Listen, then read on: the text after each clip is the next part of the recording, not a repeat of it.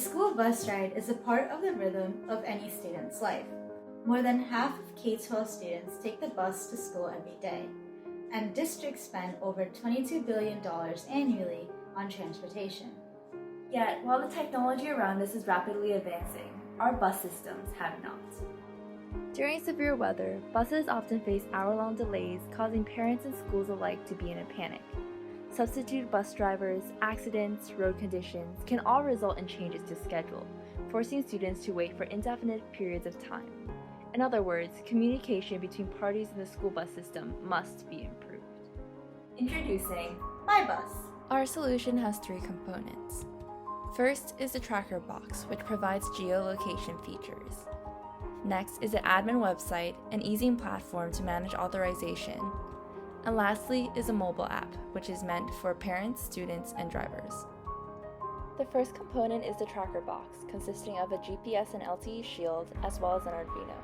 This device can be taken by the driver to whichever school bus they are assigned that day, and reports the GPS coordinates of the bus to the app and admin website whenever enabled. Next is the admin website. We will get started by creating a new administrator account. Here we see a personalized admin homepage.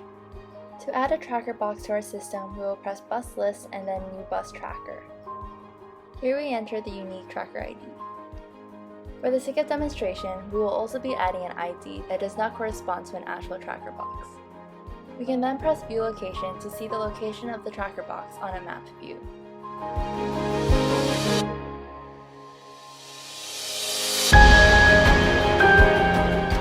However, if we go back and attempt to view the location of an unenabled tracker box, we would not be able to do so.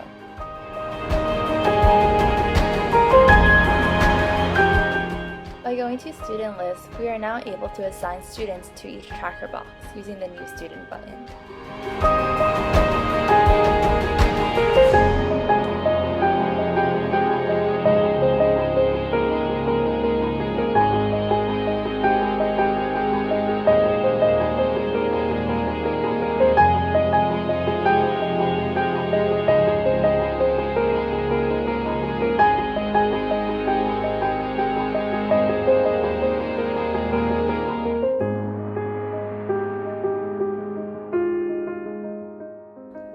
As you can see here, two students with the same student ID cannot be added to the database.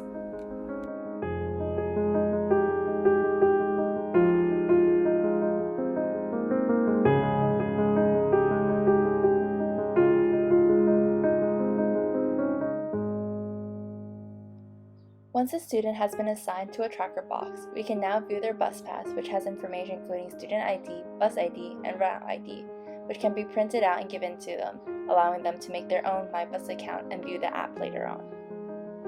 Administrators can also remove students from a tracker box using the Delete button.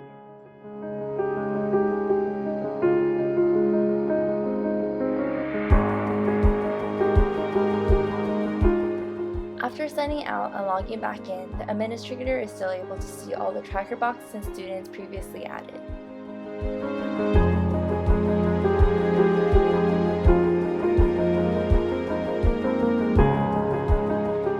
Next is the MyBus iOS app. Once the app is launched, the user is directed to either create a new account or log in. The app allows for 3 different account types: student, parent, and driver.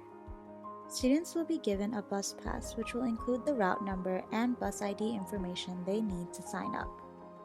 A student can only sign up for an account if an administrator has already added the student into their system. This ensures that random students aren't able to see bus locations.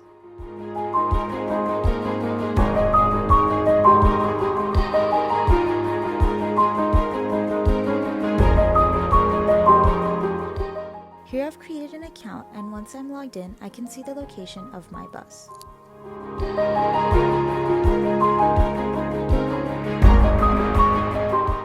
Now suppose my mom wishes to view my location.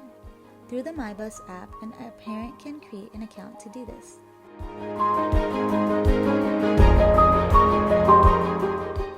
Once a parent logs in, they will have to add their students into their account. The same bus pass information that the student uses to create an account will be required for the parent to view the account as well. Without the correct information, a parent can't view the location of the bus. Once the student is added, the parents are able to view the location of their child's bus.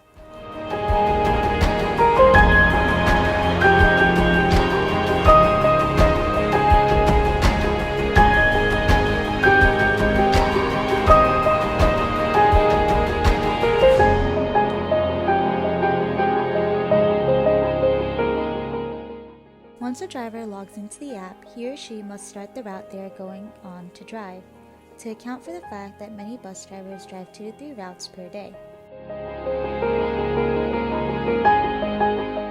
A driver can see the location of the bus as well as send email notifications. Notifications are sent to students taking the bus and the parents of the students on that bus. There are 2 types of notifications: emergency and delay. Emergency notifications are to be sent when the bus breaks down or faces extreme delays. Delay notifications are to be sent for minor delays due to weather or traffic. The back-end side of the 3 components of MyBus is illustrated in this block diagram. On the hardware side, we use an Arduino and a SIM7000A shield to retrieve the GPS coordinates of the bus. The SIM7000A includes a GPS antenna and has LTE through a hologram SIM card. Using LTE, the SIM7000A can transmit the GPS location to an online intermediary called Tweet.io, a REST API. The coordinates are updated every 10 seconds when the trackerBox is enabled. After retrieving the GPS coordinates by parsing the JSON file from the specific tweet link, a Google Maps API can show the trackerBox location on a map view on either the MyBus app or the website. The Firestore database was used throughout this project. To begin, it stored user account information which was used in the sign-in and sign-up process. Secondly, the Firestore database contained all the tracker boxes and their respective assigned students, which were managed through the administrator website. So why would someone be interested in a product like MyBus? From the perspective of a school bus company, our product could improve trust between them and their clients by providing more transparency. For parents and school administrators, they can be assured of their students' bus location, which brings peace of mind. And for students, this would eliminate unnecessary waiting time, especially in situations of harsh weather conditions. As with any product dealing with location tracking, security is crucial. For our system MyBus, each student is identified with their unique state-given ID, which must be entered into the database by an administrator. Without authorization, a bus cannot be tracked. Additionally, students and parents can only create an account if they have the bus pass for that school year, providing information like the unique ID of the trackerBox. Even with these precautions, we plan to include further security protections in the future. MyBus offers efficient communication between all parties in the school bus system, giving everyone a better experience.